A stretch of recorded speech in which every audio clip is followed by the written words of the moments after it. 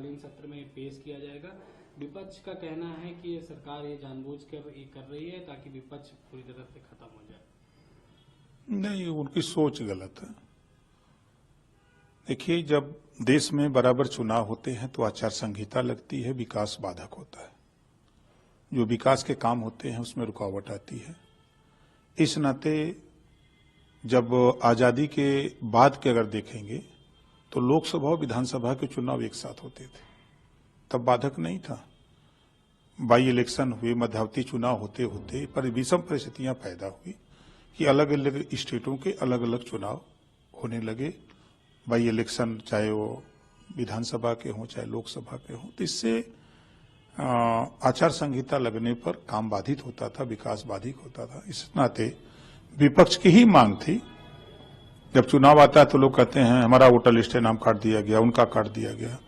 तो इस नाते विपक्ष भी चाहता था और सत्ता पक्ष की भी कोशिश थी कि जब 18 साल उम्र पंचायत चुनाव, निकाय चुनाव, विधानसभा और लोकसभा में उम्र 18 साल ही वोट देने वाले का तय है, तो फिर अलग अलग वोटर लिस्ट क्यों, एक वोटर लिस्ट हो जाए। ये विपक्ष की भी मांग थी और सत्ता पक्ष का भी चाहत थी। तो वन नेशन वन इलेक्शन में ये काम होने जा रहा है। और जो बार बार चुनाव होता था, एक साथ चुनाव लोकसभा विधानसभा के होंगे तो विकास भी बाधित नहीं होगा और विकास की गति और तेज होगी। ये एक देश के लिए जो वन नेशन वन इलेक्शन एक उत्साह की एक लहर लेके आया है। सबसे बड़ा चैलेंज एक तो इतना खर्चा होता है, 3-4 महीने में सारे अधिकारी जो है वो ड्यूटीज पे लग जाते हैं, सारे संस्थान रुक जाते हैं। और सबसे बड़ी बात जो है हमारे देशवासियों के लिए, उनको बार बार जो है वो प्रमोट करना, बार बार उनको भेजना वोट देने के लिए। हर साल जो है वोट देने वालों की जो है परसेंटेज कभी कभी किसी राज्य में आपने देखा कितना डिप कर रही है। तो ये एक this is the need of the hour. और आई थिंक सारे ही इसके पक्ष में है, पक्ष विपक्ष सब ये चाहते हैं कि वन नेशन वन इलेक्शन होना चाहिए। लेकिन ये बहुत पहले होना चाहिए था। लेकिन ये सारे जो काम है वो हमारे प्रधानमंत्री नरेंद्र मोदी जी के ही कार्यकाल में। चाहता है कि सोनिया गांधी का जॉर्ज सोरोस के साथ क्या रिश्ता है, हम इस मुद्दे को लोगों के बीच लेकर जाएंगे। देखिए, जेपी नड्डा साहब जो बोल रहे हैं या निशिकांत जी ने जो सवाल उठाया है, तो कांग्रेस पार्टी को इतनी मिर्ची क्यों लग रही है? सच कड़वा होता है और मिर्ची लग रही है। भाई अगर ये है तो आपको बताना चाहिए ना, आपको सीधा बताना चाहिए कि मेरा संबंध है कि नहीं है, हमारा क्या क्या डीलिंग हुआ, क्या क्या डीलिंग नहीं हुआ, या अगर हुआ है तो वह भी बताना चाहिए कि भाई हमने डील किया था, अब हम देश से माफी मांगते हैं, हम देशद्रोही लोगों से मेरा संबंध रहा है, ये बताना चाहिए। तो उसके बजाय मिर्ची लग रहा है। उस पर कुछ बोलने के बजाय उसको दबाने के लिए दूसरा बिना मतलब का बात को खड़ा कर रहे हैं। तो यह इशू है। और जेपी नड्डा साहब ने जो कहा है या जो निशिकांत जी ने उठाया है, यह इशू है और देश की जनता भी इसको जानना चाहती है कि क्या संबंध रहा है आपका जॉर्ज सोरोस के साथ। कैबिनेट ने अप्रूव कर दिया है तो हमारी पार्टी इसका स्वागत करती है। हम लोग इस कमेटी के पास गए थे, मैं भी था, और हम लोगों ने कमेटी को अपने पार्टी की तरफ से और अपने नेता नीतीश कुमार जी की तरफ से, क्योंकि वो शुरू से इस बात के पक्षधर रहे कि लोकसभा विधानसभा का चुनाव साथ होना चाहिए, कहा था कमेटी को कि हमारी पार्टी सपोर्ट करती है इसको। और सबसे बड़ा चीज़ उसका वजह यह है कि हम लोग हमेशा देखते हैं कि ये देश इलेक्शन मोड में ही रहता है, कोई इलेक्शन ख़त्म नहीं होता है, दूसरा का नंबर आ जाता है। तो जो जनता का काम होना है, जो डेवलपमेंट का काम होना है, वो कहीं न कहीं स्लो डाउन हो जाता है उसका पूरा प्रक्रिया। और प्रशासन हो, आपको पॉलिटिकल लोग हों, लोग सब पर इसका इम्पैक्ट पड़ता है। और जो प्रेजेंटेशन भी मैं देख रहा था वो दिखा रहे थे कि ओवरऑल जीडीपी पर एक बार इलेक्शन होगा तो खर्चा भी कम होगा। जीडीपी पर भी दिखाया कि 1.5 जो भी उनका डेटा होगा इसमें इम्प्रूवमेंट होगा। लेकिन लार्जली यह है कि एक साथ पार्लियामेंट और असेंबली का इलेक्शन होगा तो 5 साल जो भी सरकार चुन के आएगी वो जनता के लिए काम करेगी। नरेंद्र मोदी जी ने हमेशा देश का हित के लिए सोचते हैं। बार बार चुनाव होने का कारण देश को जो स्टेबिलिटी चाहिए वो स्टेबिलिटी नहीं मिलते थे। हर साल कहीं ना कहीं चुनाव होते थे, कहीं ना कहीं मॉडल कोड ऑफ कंडक्ट होते थे और देश का प्रगति जैसा होना चाहिए था, बार बार चुनाव होने का कारण कभी कोई स्टेट कभी केंद्र चुनाव ठप हो जाते थे। आज का दिन एक ऐतिहासिक दिन है।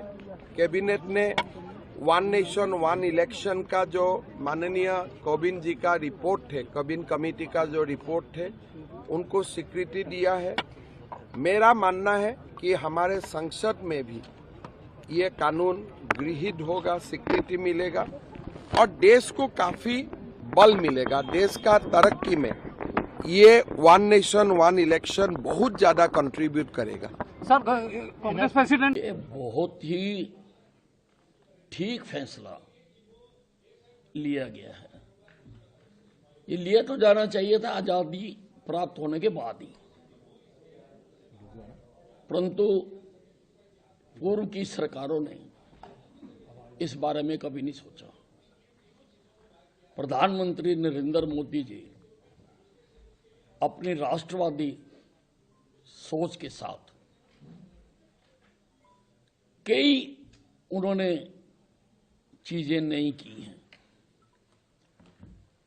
अब ये जो चुनाव है, वन नेशन वन चुनाव, one election,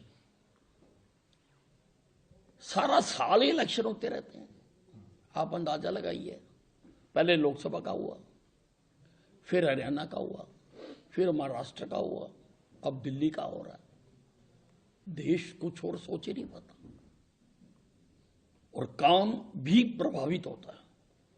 code of conduct लगता है, कई कई महीने कोड ऑफ कंडक्ट लगा रहता है और सारे काम रुकते हैं।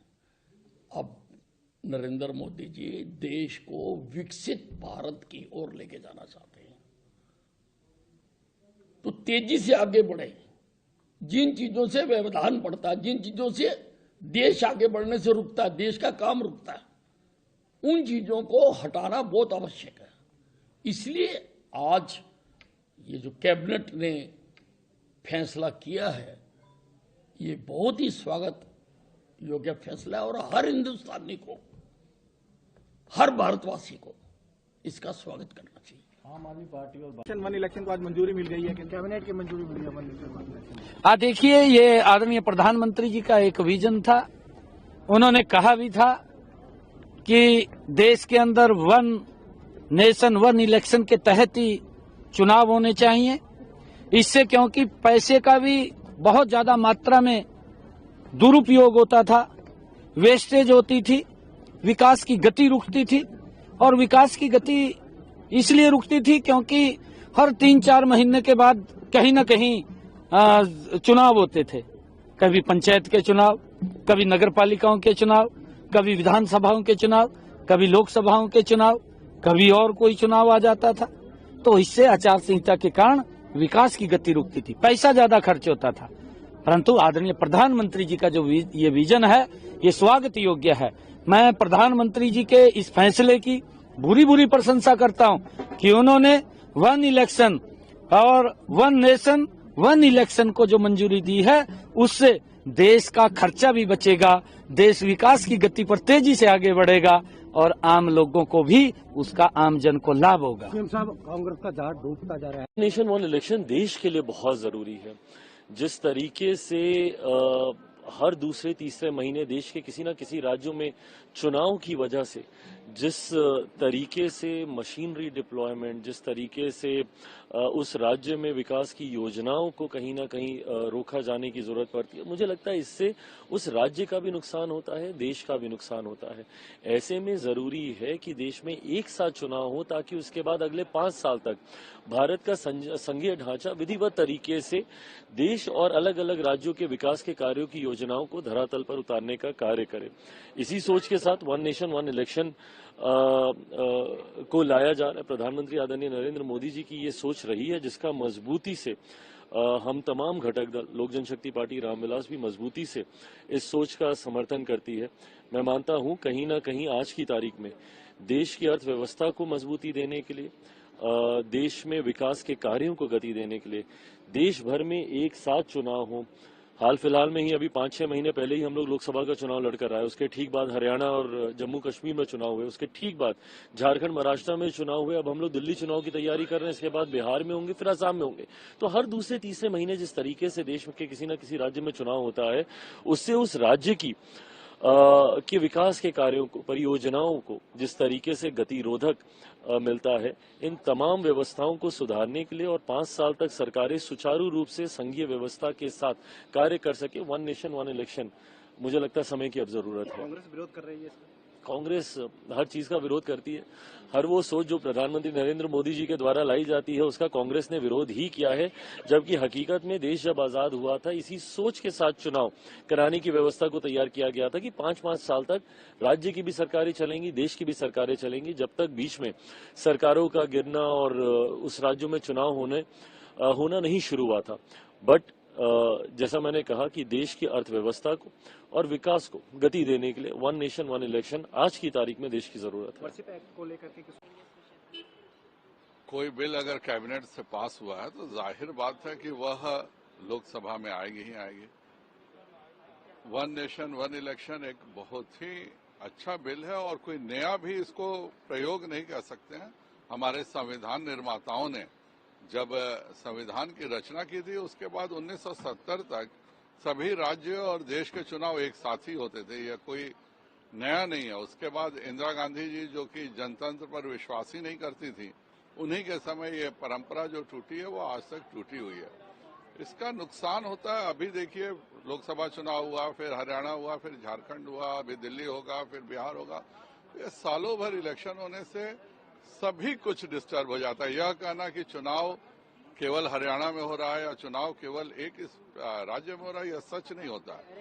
अभी हरियाणा का इलेक्शन था, बिहार के 50% सीनियर आईएएस कहीं ना कहीं ऑब्जर्वर बने थे और बिहार सरकार के भी कार्य, इलेक्शन हरियाणा में हो रहा है और बिहार के कार्य बाधित थे क्योंकि जो वहां के सीनियर आईएएस है उनको ऑब्जर्वर बना दिया गया था। यह परंपरा जो चली आ रही है, इससे 5 साल देश में डिस्टरबेंस रहता है, विकास के कार्यों में गति नहीं आ पाती है। चुनाव आचार संहिता के कारण बहुत सारे कार्य नहीं हो पाते हैं। मुझे लगता है कि सभी सदस्यों को एक साथ मिलकर यह किस प्रारूप में हो, कैसे हो, अच्छे से हो, लेकिन सभी को इस पर जरूर एग्री करना चाहिए जिससे कि हम सालों भर होने वाले इन चुनावों से बच सकें। लेकिन सर विपक्ष तो इसमें सहमत नहीं है, उनसे जब भी इस पर सवाल पूछे जा रहे हैं, आज जैसे कि खबर आई है, तो वो इसमें असहमति जता रहे हैं। अभी तक इसमें अग्री तो नहीं हो पा रहा है। विपक्ष को कहना चाहिए राहुल गांधी जी को कि जवाहरलाल नेहरू जी ने यह जो फैसला लिया था वो सरासर गलत था। 1950 में नेहरू जी और हमारे संविधान के निर्माताओं से ज्यादा ज्ञानवान राहुल गांधी हैं, क्योंकि उस समय जब कॉन्स्टिट्यूशन बना तो सभी इलेक्शन साथ होते थे।